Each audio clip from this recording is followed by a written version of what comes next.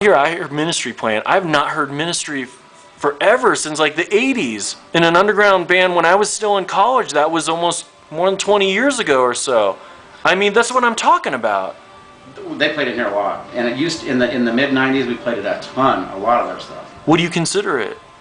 Dark, heavy metal, goth, death metal, or is it just the mood? It's mood music. It is. Girls like it, and they play a lot of dark or goth. You know. Why is that? I don't know. Is that psychological? I mean, like, we've actually tried to touch on it with strippers in other cities where we had this psychology that went through it, and he said, "Oh, investigate Freud's theory on the death wish, the death instinct, Thanos." And we're like, "What? What are you talking about?" And he said that some of the girls lead a high-risk life, and they like chaos, and I don't know. Am I talking? I think it's like you said. No, absolutely. I think that there is a high-risk life that goes on. But people have a stigma that goes along with strip clubs. They see what's on TV. They think it's the dark alley back. You know, I want to say biker bar, which it's not. You know what I mean? They're not. There are some very intelligent ladies back there. You know, they're going to school. They're support. I mean, where can you make this kind of money? Go to school. A lot of single mothers. You know, I've been back to school several times myself, but I've been a bartender for 15 years, and where can I make $20 an hour without an education? You know, I wanted to be a pharmacist out of high school. 7 years of college, you know, $75,000. I went back to school to be an electrician, you know. First year electrician apprentice, $7 to $9 an hour. I can stand behind the bar and make $20 an hour, tax-free, have a nice day. These girls, a lot of them get hooked in this business. Unfortunately, there are the drugs, there's the partiers, you know, some of them I think, where the hell do your children ever see you, you know? But there's some good girls back there. It's not the typical strip bar that people, especially in this state. You know, my family is Mormon. They see a strip club on TV, they automatically get that stigma of, oh, bad, everything's horrible, the people in there are low. Dude, you're an outlaw, right? You're like you're like fucking Jesse James holding up trains and shooting guys in the back.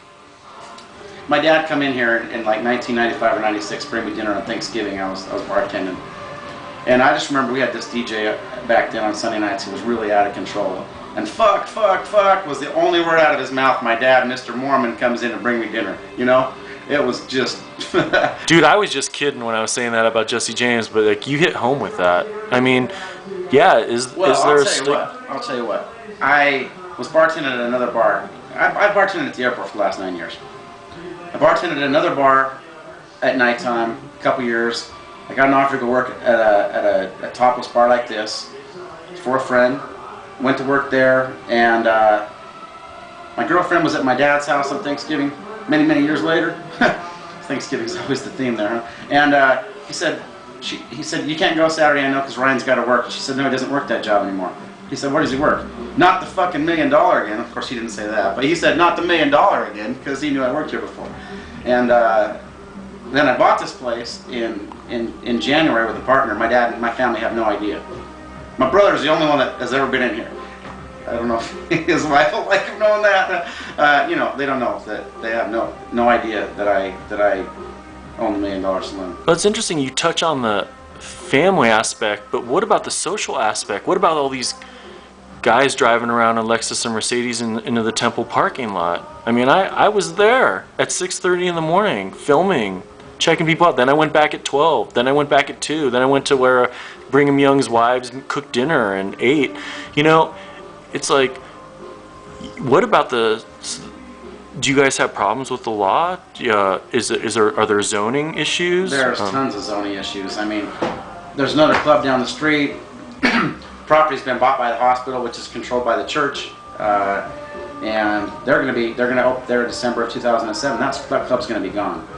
Now, in order to find another building to keep his licenses, he has to be away from schools, away from homes, away from churches. You got to be in an area that is not near anything. Where's that?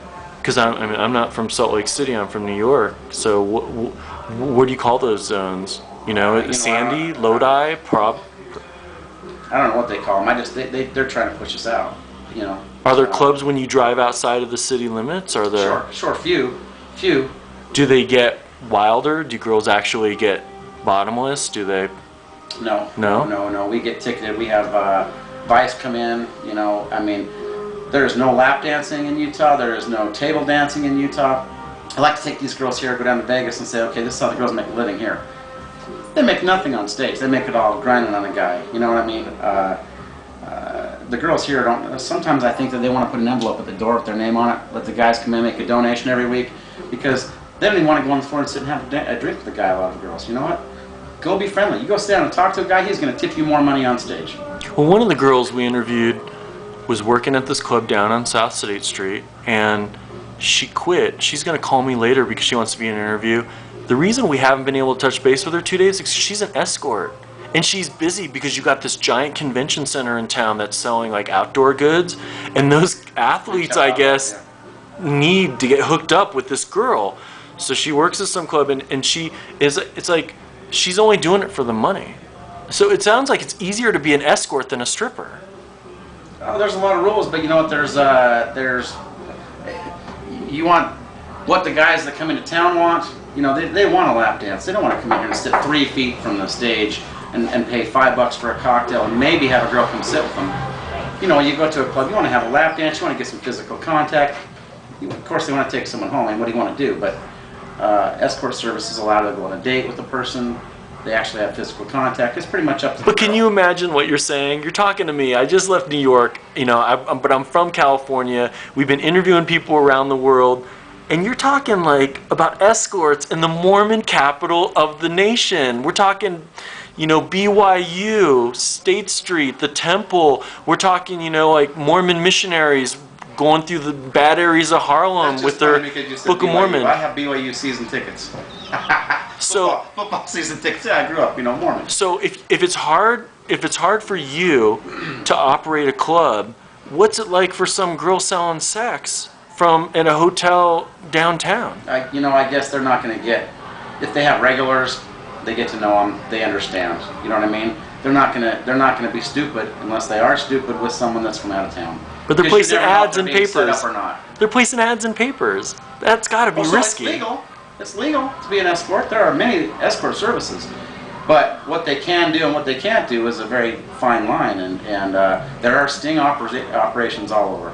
Can you give us an example of some of the challenges, you know, for girls that are going to become dancers, for guys that are going to become owners? Well, what I do see is there are a lot of girls that are LDS girls that come to dance here. They don't want their family to know they work here. You know, they're the black sheep. They're me. They don't want their family to know they work here. They don't want to be in. We do an ad in the paper. We have an internet site. They don't want to be on the internet site. They don't want to be where their family's going to see them. And they're very, you know, of course, they got to lie to their family. You know, where are you? Well, I work. You know, I mean, I've known lots of girls that are dancers here that told their family they were cocktail waitresses. So, Right on. It's deception.